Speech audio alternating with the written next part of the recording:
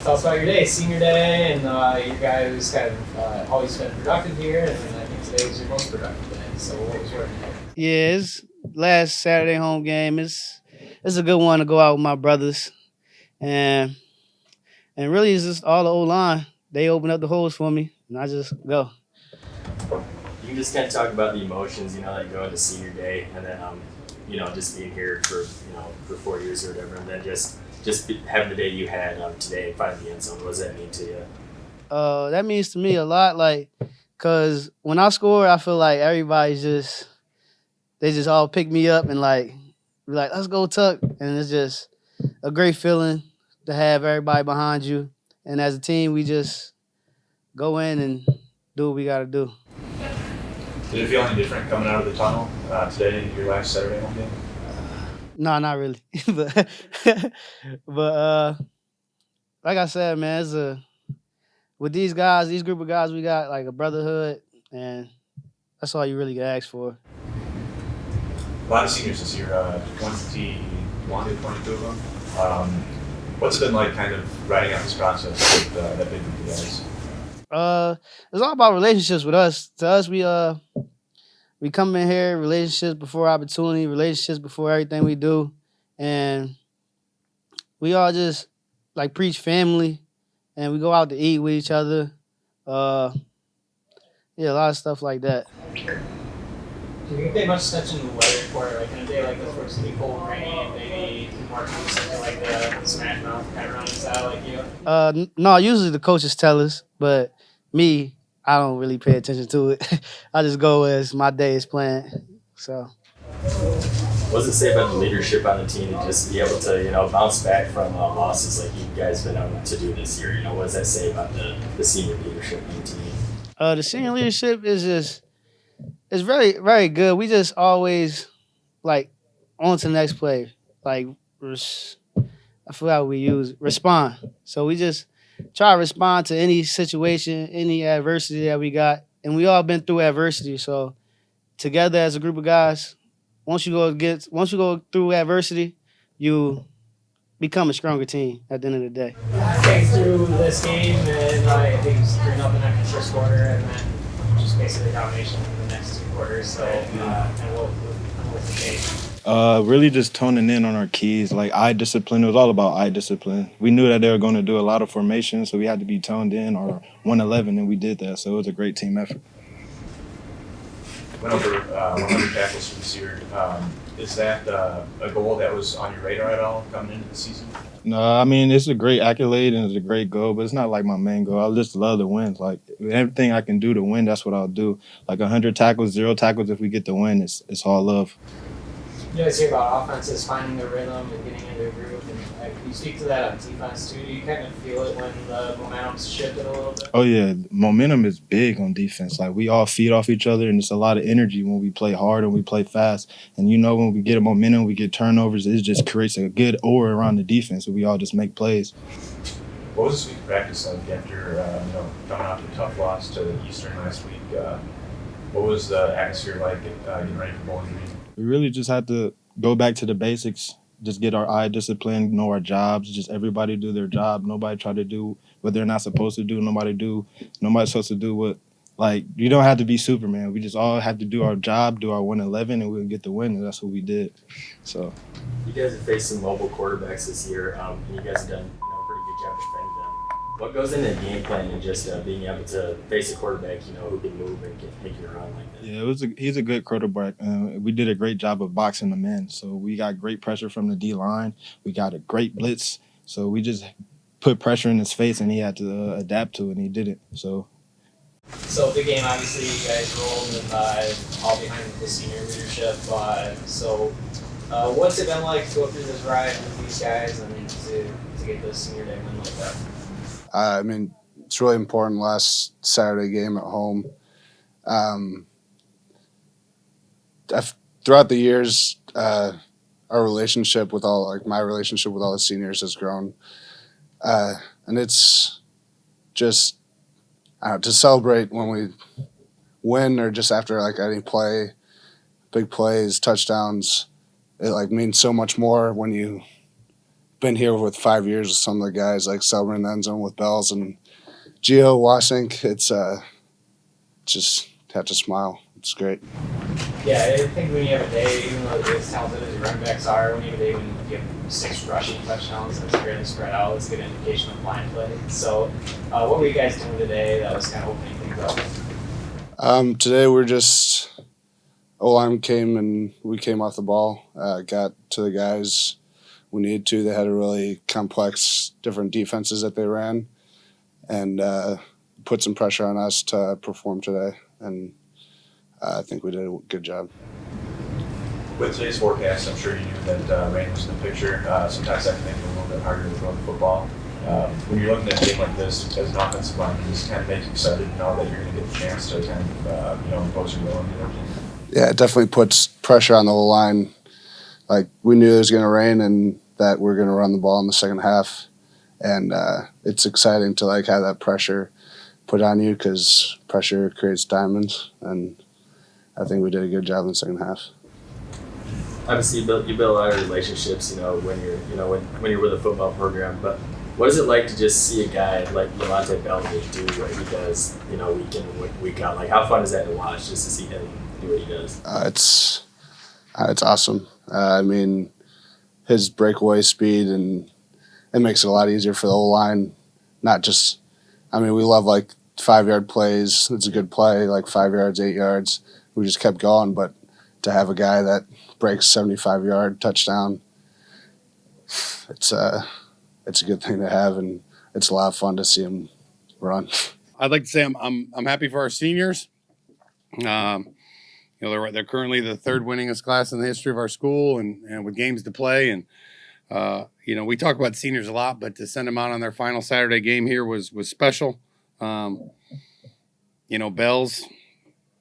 I think he's over 1,000 yards now. He had an unbelievable game. He had a great feel for what they were doing and how they were trying to fit the run game. We stayed committed to the run. Held the ball for 37 minutes in the game, which was huge. Defense, I thought they tackled well.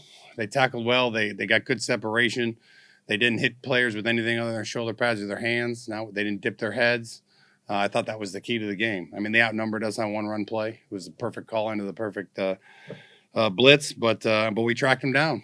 Made them run a couple more plays. So happy for this group. They had a rough week and they battled back, played for each other, and showed what kind of resolve they have, what kind of pride they have in our program. And so I'm happy for them and ready to we get a little bit of a break here. We've gone 9 weeks straight, which I've never been a part of, and that's after 4 weeks at camp. So we've really gone 13 weeks straight without a break.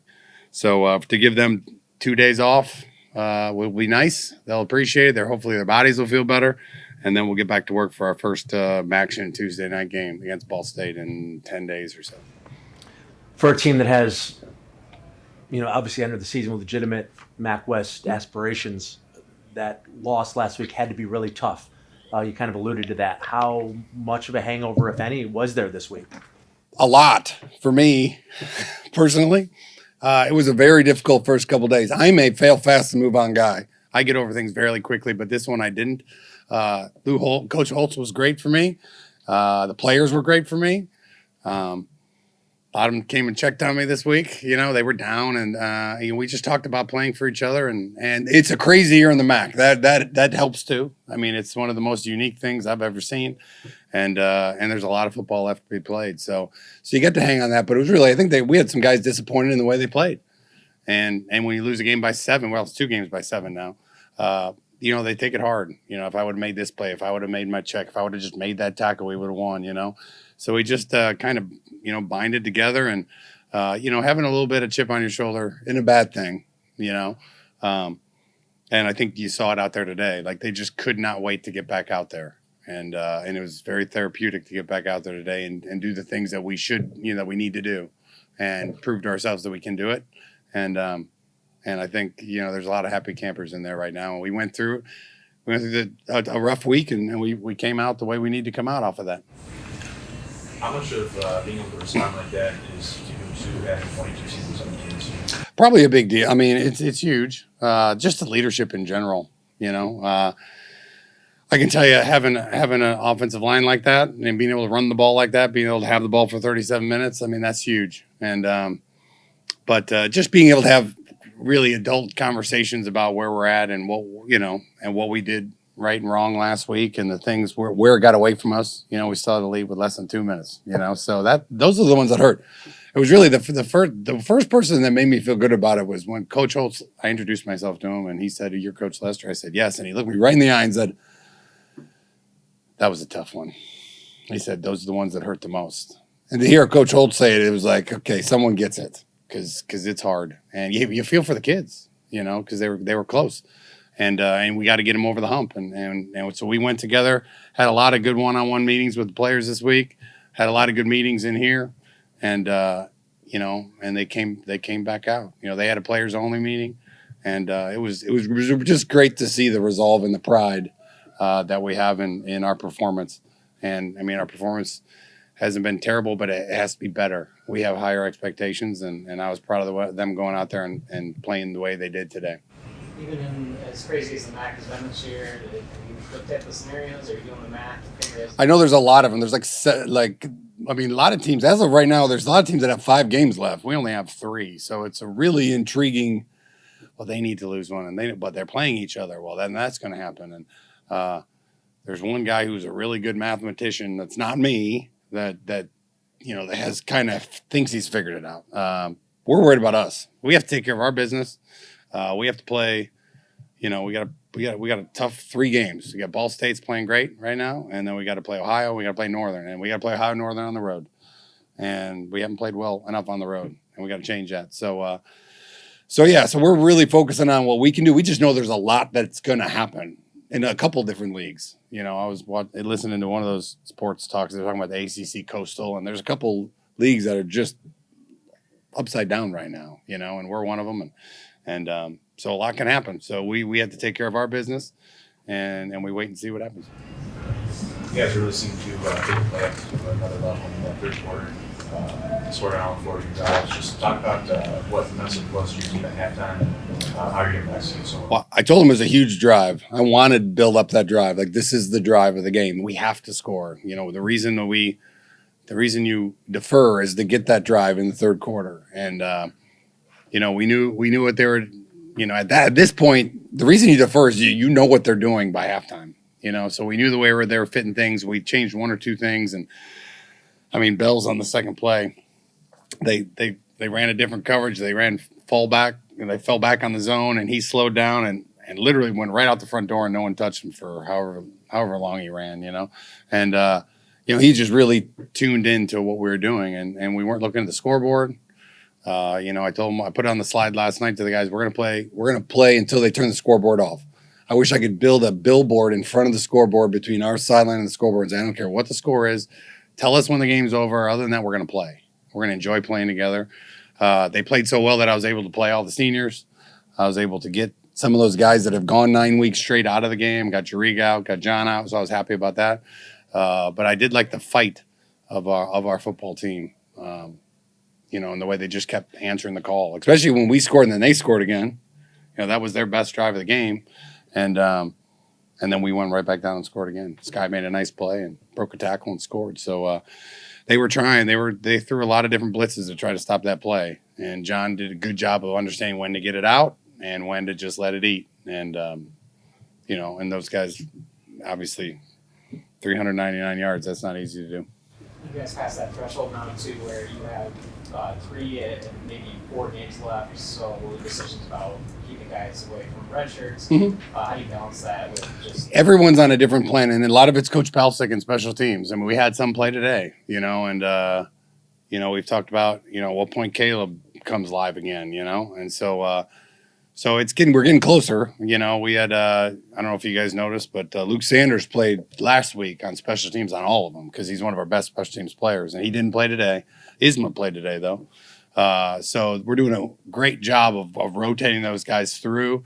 I think Isma's got 2 left now. I think Luke Sanders has 3 left. Boone, I don't know if Boone played today. We'll have to find out. See if he played in 1 game. His first play at a tackle against Toledo was great. His eyes were huge. And then today might have been his second. So we've been doing it all year, and Coach Palcick's done a great job of using those guys smartly, but you're going to see a lot of them. Marshawn Nealand, Jack Sherwin, they're all starting to get reps on special teams, and some of those guys might even get reps, especially D linemen, the way we rotate D line through in there as we get to these last couple games. So that's a great rule. It helps us develop our guys and put them in when they're ready, and they're getting there. They're starting to be ready. So it's been good, but you're going to see more and more of it. They had a 15-play drive. I think they go up 3-0 early on there, and you guys responded with a 12-play touchdown drive there. How big was that? Just kind of settling things down and getting momentum at that point in the game for you. It was huge. I mean, they put a good drive together. They were throwing it and catching it well, and the best thing about it is we were tackling. They were completing balls underneath, and they weren't big plays, and we knew if we felt like if they threw it enough, he'd end up throwing it to us a couple times, which he did twice, and just if we kept things in front of us, and so that helped. And then the rain came, and they had to run it, and we were pretty stout up front. I felt like our defensive line was aggressive all game long. They did a great job of getting separation from the old linemen, which is something we struggled with last week. And I really hammered them on it this week, and they were shedding blocks. And even at the end of the half, when they had a pretty decent drive, you're just waiting for something to happen, and all of a sudden, boom, the defensive line comes up and gets a sack. So it was fun to watch those guys play hard and obviously play a lot better than they did last week. And they're excited about what they're able to accomplish. And but yeah, it started off with 2 long drives in a row, and I think this might be the shortest game in America again. But, we're going to be in a dogfight regardless. In our conference, every weekend you got to be ready to go, And so it could have gone down to the last minute. I mean, they beat Toledo pretty handily, and it was a close game with Central till the end. I think Central pulled away in the fourth quarter. So we were ready for a dogfight, and it's kind of started that way, and then we kept playing, and I feel we kind of stretched away that turn at the end where we scored, stopped them, used the timeouts, and did that 2-minute drill, which was a huge. John played great on that 2-minute drill, hit a couple big ones, used his feet. We saved enough timeouts that we're able to still run the ball. I think that was really a flip in the game and really set the tone for the second half. And you guys had a couple big, third down plays there in the second quarter. You got a drive before Ricci on a 3rd and 13, and then John with the run. You ever get mad at John for maybe not sliding or going down a little earlier, sooner? I know he picked up. Yeah, you try to teach him to slide. Here's the problem. So you have a choice. Okay, you have a choice. And when they wear those braces, they wear the braces for protection. But when you're running full speed and you try to slide with the knee brace on, it's almost more dangerous because it gets caught in the turf and you actually hurt your body because it pulls your hip and your knee back. So, or you don't have him wear a knee brace and you just hope none of the linemen fall on him when he's in the pocket. So you kind of have that choice of either learn how to slide like straight on your back, but you can't really put your legs on the ground with those protective braces, So he likes to dive. I've had some guys that have liked to slide, but he's more of a, try to get your, if it's close to a first down, he's going. That's one of he's got such a heart to him that if he's near a first down, he's going to do everything he can. I mean, shoot, at Toledo, he was on the 4 with 6 guys in front of him, and he tried to launch himself over the top, which he can jump, and not that well, but he was going to try. That's what I love about the kid. And so, yeah, that pull-down run was huge. The finding Gio in the hole was huge. His decisions on RPOs of when to throw them were pretty good, and I got one tipped, but he just was really seeing everything clear and communicating with us. Hey, they're doing this. Hey, coach, that was Storm. Hey, that was Whack. I mean, he saw it all and knew what he was doing, and was kind of calculated in how he went after him. Which between him and Bells and the O line, we were tough to beat with that. The forecast for the second half, you had to know that it was going to be. It was coming. Yeah. Was there a thought to take the ball and go? Did think about that. We knew we were going to lean on our run game anyway. We practice in the rain. We go outside and that stuff all the time. So I wasn't all that worried about the rain. I also always look at the amount of rain that's going to come. So it was very clear that it was going to spit for at least an hour or two before I guess it's going to come later. But I just believe in deferring. I really do. I believe in getting our defense out there. And I love having the ball. Here's the deal. It's like the NFL. 83% of NFL games are decided by 7 or less points. I mean, every game's close. And, when the game's going to be decided in the fourth quarter, which you assume most games will be, you want the ball more in the second half. I mean, that's why most teams defer. You take it, you defer, you figure out what's going on. You have a chance for the twofer, which was done to us last week. Score at the end of the second quarter. Even if you're out of it, doesn't look good, you score at the end of the second half, get the ball first in the third, and you're in it. Or if you have a lead, you could bury a team that way, And so it's a really, it's what happened today, So deferring, unless there's some crazy wind or something like that, I just believe it's we come right in this room and we make all our adjustments. And we know how they're going to play us, and we know our strengths and weaknesses and who's playing well and who's not playing well. So it's just, as an offensive coach, man, it's way more fun to call plays in the second half. You have so much more information that you're playing with as far as how your guys are playing. So, but weather would be the only thing. I'd say it'd have to be more wind. It'd have to be crazy wind. It's not like we were planning on throwing it. I think if we had a game plan of slinging it all over the yard, maybe I would have thought about taking it. But we knew we were coming in here to pound the rock. And so we just stuck with our gut on that one. Your defense really as a whole has responded well, especially in games, where they may not play so well the game before. How do you guys keep them positive and, encouraging them? And then how do you keep it consistent going forward? Yeah, it just got to continue to grow it, The key is to show them why they were successful when they were successful and then why they weren't, and really focus on the fundamentals. That's the biggest thing about defense. You can't find a 12th person. We only play with 11. You got to be in your gap. You got to have separation. You got to tackle well. I mean, that's what happens. They're going to have plays. They're going to complete passes. You just got to make that pass a 3-yard pass, not a 9-yard pass. You got to be in your gap. You got to be in your rush lane, and you can't have foolish penalties, and so we just keep hammering them and just show them that when they do those things correctly, we win games, and I think we have more interceptions this year than all of last year already.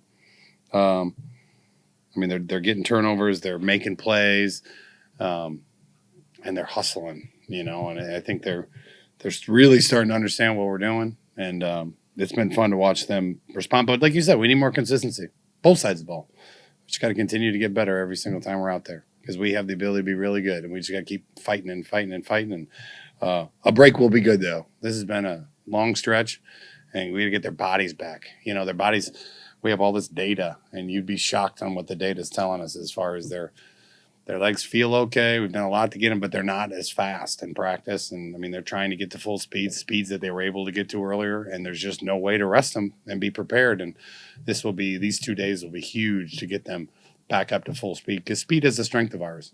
And we're still faster than most teams, but we're not as fast as we were early in the year. It's just fatigue over time, And so this little break will be good.